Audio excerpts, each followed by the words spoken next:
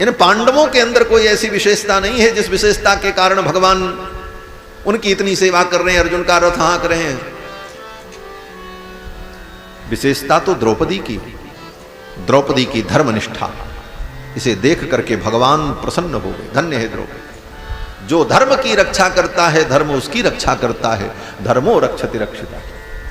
द्रौपदी धर्म की रक्षा करती है, इसलिए धर्म उसकी रक्षा करता है। और धर्म कौन है? बोले रामो विग्रहवान धर्म, भगवान ही तो धर्म है। इसीलिए भगवान द्रौपदी की रक्षा के लिए सतत खड़े हैं। मेरी द्रौपदी का सौभाग्य न जाए, इसीलिए भगवान पांडव की रक्षा करते हैं।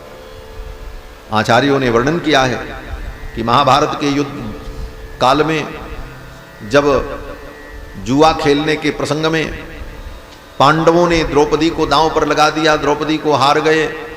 दुर्योधन ने कहा द्रौपदी को निर्वस्त्र करके सभा में ले आओ, सभा में ला करके निर्वस्त्र करो और मेरी जंघाओं पर बैठा दो।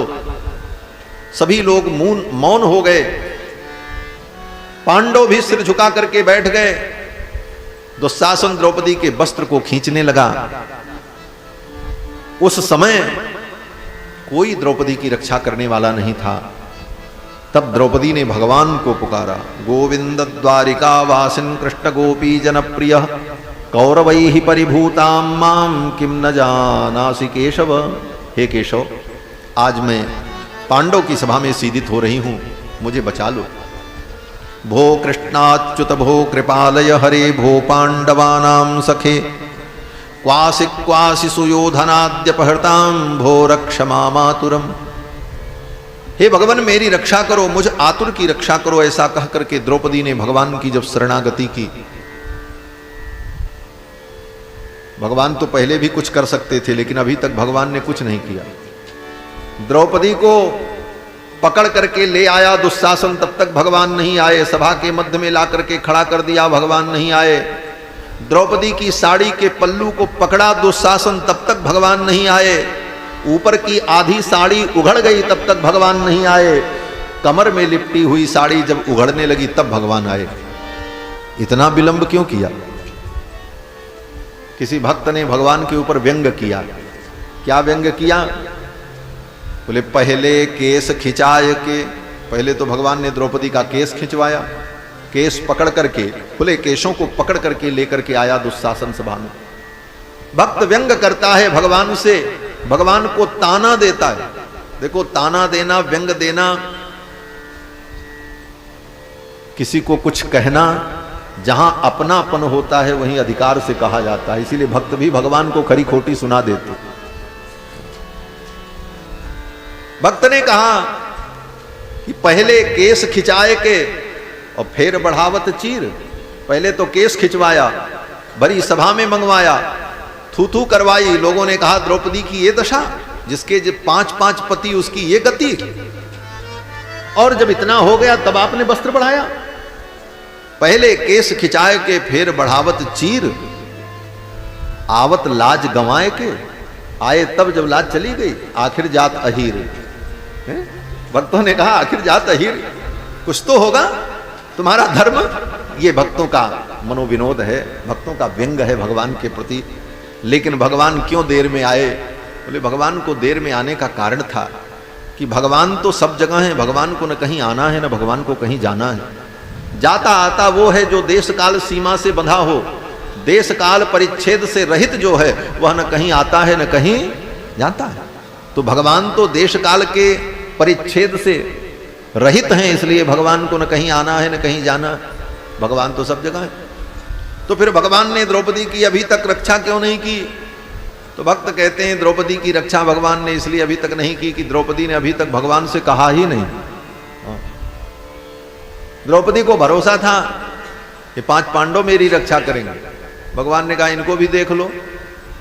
जब देखा कि ये भी कुछ नहीं कर सकते, तब द्रौपदी ने सोचा शायद धृतराष्ट्र बैठे हैं, राजा हैं, सुप्रीम कोर्ट वही है, वो निर्णय जो देंगे वो सभा में होगा, वो शायद कुछ कहेंगे, उचित अनुचित का निर्णय करेंगे।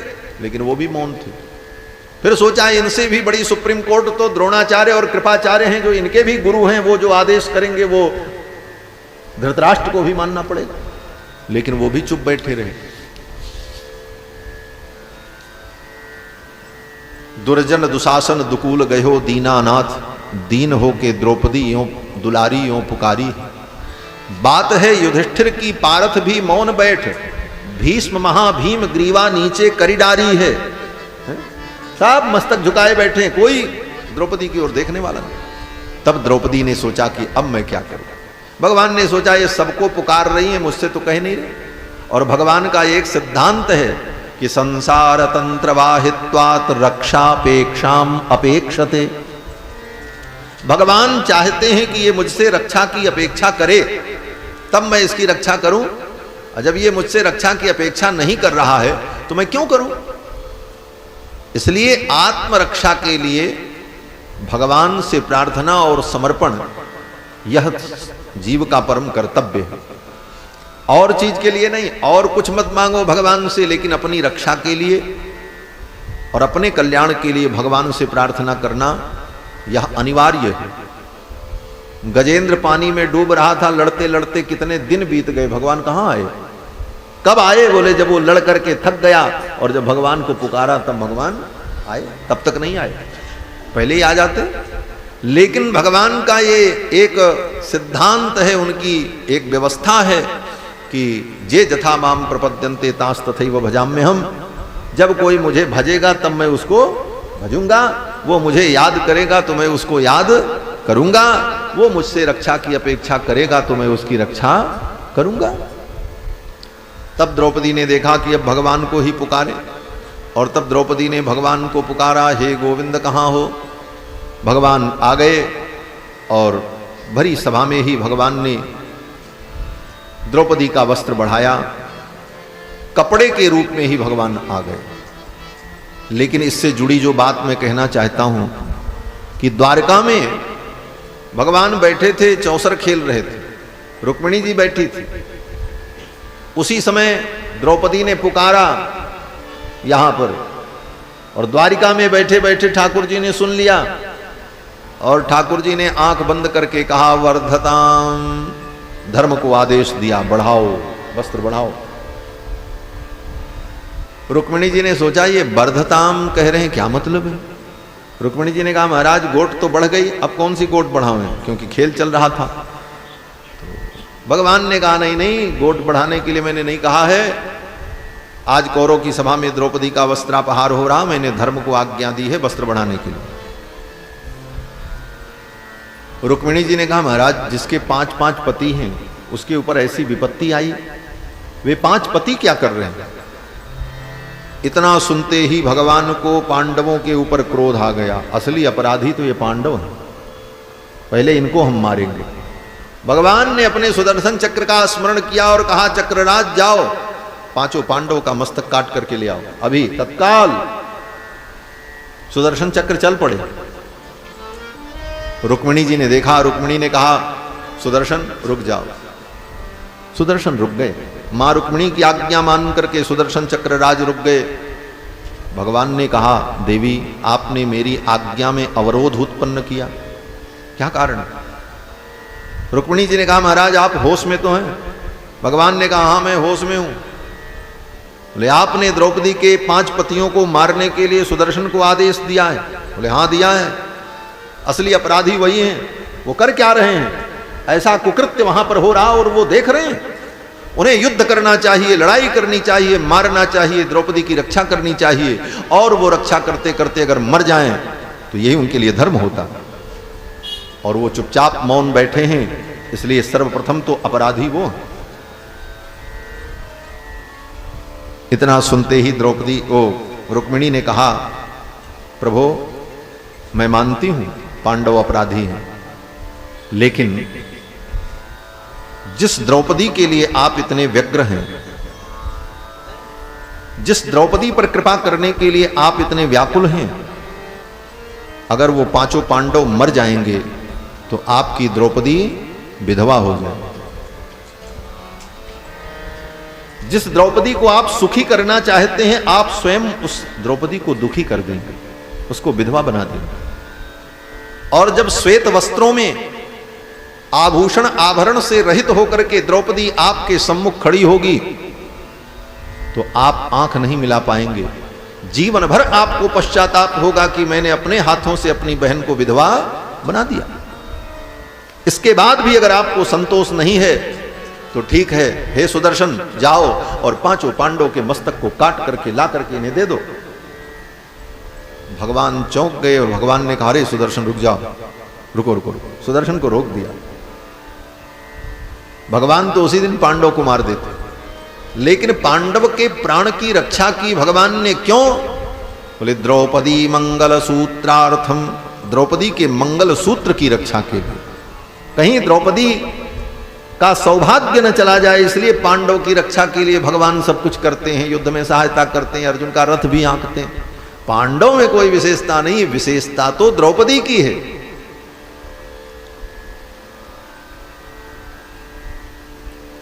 द्रौपदी के सहित पांडवों ने भगवान की शरणागति की, यही वेद व्यास जी महाराज महाभारत में कहते हैं। द्रौपद्या सहितम चक्रुहु, अकेले पांडव भगवान की शरणागति करते तो शायद पांडव की रक्षा भगवान न करते, लेकिन द्रौपदी को आगे करके पांडवों ने शरणागति की है, इसलिए द्रौपदी के संबंध से ही पांडव की शरणागति को भगवान ने स्वीकार किया है।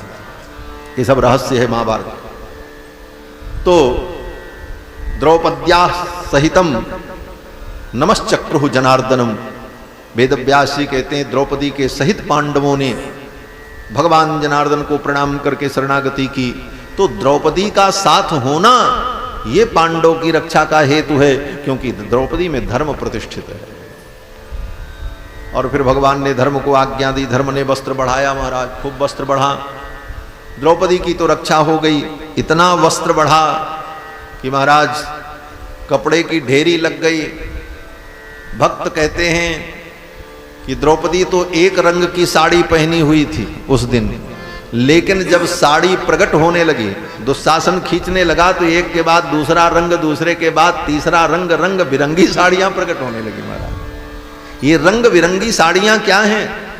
बोले देखो, जो धर्म की रक्षा करता है, धर्म उसकी रक्षा करता है। और सनातन धर्म के जो विभिन्न रंग बिरंगे धर्म हैं, सनातन धर्म के रंग भी बड़े अद्भुत हैं हमारा। सनातन धर्म में जितनी क्रियाएं हैं, जो विधान हैं, वो सब रंग बिरंगे। क्या है? बोले पूजा करो, आरती करो, तीर्थ में जाओ, दान करो, व्रत करो। द्रौपदी ने वो सारे विभिन्न धर्मों का आचरण किया था। वे विभिन्न धर्म ही अलग अलग रंगों में वस्त्र बन करके मानो द्रौपदी की रक्षा के लिए प्रकट हो गए। और कितने रंग की साड़ियां प्रकट हुई। भक्तों ने बड़ी सुंदर भावना व्यक्त की है कि सुंदर सफेद सब्ज बैगनी हरी पीली, ढेरी बहु तेरी नहीं गिनबे में आयो है। लाली ओ गुलाबी गुल नारी पाट फाल शाही काही ओ बदामी बहु तेरो दर्शायो है। खाकी प्याजी धानी आसमानी जाफरानी, रंग रंग रंग साड़ी आसमान लगी चायो है। द्रौपदी के काज ब्रज राजो है, बजाज मानो लादी के जहाज पट द्वारिका से आयो है। द्रौपदी के काज ब्रज राजो है, बजाज मानो लादी के जहाज पट द्वारिका से आयो। मानो द्वारिका से पूरी बजाजा बाजार लेकर के भगवान आ गए हों द्रौपदी की रक्षा के लिए। और साड़ी केवल रंग बिरंगी ही नहीं थी महाराज, भक्तों का भाव है, अनेक अनेक क्वालिटी की साड़ियां भी थी। उसमें क्वालिटी में भी कुछ न कुछ अंतर था, कुछ अच्छी, कुछ पतली, कुछ कमजोर, सब प्रकार की महाराज। सारी बहुवारी बाटे विविध किनारी बाटे, सलमा सितारी बेल बूटी धूप छैया। फीकी बाटे गाढ़ बाटे लागल पहाड़ बाटे, मखमली पाट बासिले कमक नैया।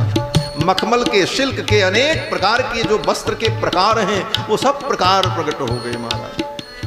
सारी बहुवारी बाटे विविध किनारी बाटे, सलमा सितारी बेल बूटी धूप छैया। फीकी बाटे गाढ़ बाटे लागल पहाड़ बाटे, मखमली पाट बा सिलिक मक नैया।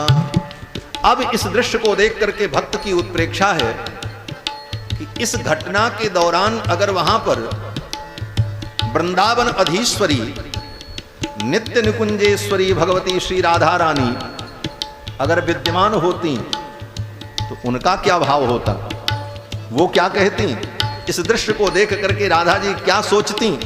तो भक्त कल्पना करता है कि रधवा जो होत आज आगे ठाड़ी होई जात, पूछ लेत कान्हा ते पकड़ दोनों बहिया। राधा जी अगर होती तो आज हाथ पकड़ करके कन्हैया से पूछती कि मोरे आगे कमरी तू ओढ़ के चरौला गाय, कान्हा सारी पौला कहाँ रे समैया। राधा जी पूछ लेती कि हमारे सामने तू कामर ओढ़ करके गाय चराते थे, काली कामर ओढ़ करके, और तुम्हारे पास कपड़े नहीं थे, साड़ियां नहीं थी, इसलिए वस्त्र चुराते फिरते थे वृंदावन में। ब्रजे बसंतम नवनीत चौरम गोपांगना नाम च दुकूल चौरम, अनेक जन्मार्जित पाप चौरम चौराग्रगण्यम पुरुषम नमामि।